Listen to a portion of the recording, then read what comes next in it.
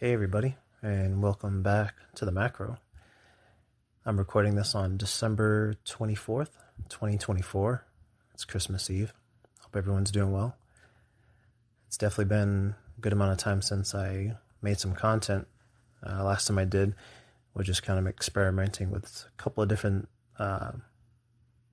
video creation options, and had a lot of fun with that. But I think I'm looking to take a different approach here and hopefully be consistent with it, because I sure haven't been. But the good news is that I'm doing well. My family's doing well, so that's always important. And I kind of wanted to start off rebooting this channel by talking about things in your 20s. And this is coming from someone who's well into their 30s at this point. And I remember at work recently, there was someone new that they hired, and he was there to spend some time with us, and he was 18 years old, and I felt so much older than he is. And I think part of that is because of my mindset anyway. I'm in my 30s, but in my mind, I feel like I'm in my 40s, right? But I was just thinking, man, I feel like I could be your dad. Maybe biologically I could be. The kid was 18 and a half, but you get my point. And I just felt like sitting down with him and being like, man, we got to talk about some stuff. There's some things that we got to discuss, kid. But I didn't. But so what to do in your 20s, especially for next year, as we're kind of reflecting on this year and what's coming, everything for 2025. It's good to figure out what it is that you really want from your life early on. And I know that this is challenging because sometimes things happen to us and it kind of redirects the direction that we go in, and there's just things that happen. But I remember the moment where I wanted to have kids is when my nephew was born. I was able to spend so much time with him. And that was just a wonderful, wonderful experience. Him as a baby, and just loving him so much. And that was just a beautiful thing. And that made me really change my mind about kids, because I was kind of, neutral on it. So figure out what it is that you really want. Maybe you do want to get married and have kids. Maybe you just want to get married. Maybe you want to stay single. I don't know. But it's great to figure that part out early on, because if you're looking to, let's say, build a family, you're going to keep in mind that the decisions that you make every day are going to help you to prepare for that moment, right? So I think that's particularly helpful. Another thing that I would say is, if you want to get different results than the people around you, then you have to be willing to be the anomaly.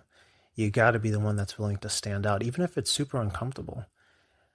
If you want average people results, then you just do average people things. But you have to be willing to do things differently than the people around you.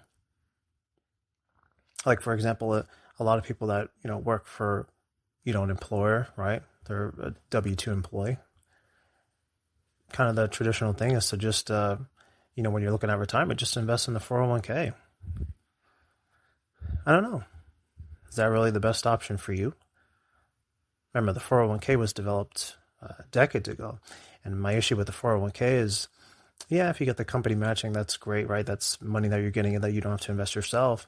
But what you're doing is you're betting on a moment in time, right, in the future, where it's going to be ideal market conditions, right? You're betting on the fact that we won't see a serious market downturn, because your 401k is invested in the markets, in the financial markets. You're betting on it for it to be ideal for you by the time you retire. You're taking on, I think, a pretty significant risk, even if that money grows significantly over time, which it does, right? Because the ideas of compound interest and so on and so forth. But maybe there's another option. Maybe there's some more risky investments. And when I say risky, I'm talking about calculated risk. Do your research. See what else is out there that can give you a greater return on your money over time. Not financial advice, but I found that there's many options outside of a 401k. And I think another thing that people feel is they they feel like they can't understand money. They feel like they're not good with money. They feel like they can't invest their own money, and that's just not true. That is just not true. If you're lazy about how you think about money, especially when it comes to investing, then you're just simply going to hand it over to somebody else. I remember reading something last year. I think it was more than half of Americans didn't know what was invested in their 401k. I know that was just, one survey, but I actually think that number is probably beyond more than half, probably like 65%. I really do. Because I remember when I was invested in a 401k, I had no clue. No clue. So especially when it comes to your finances, be the anomaly.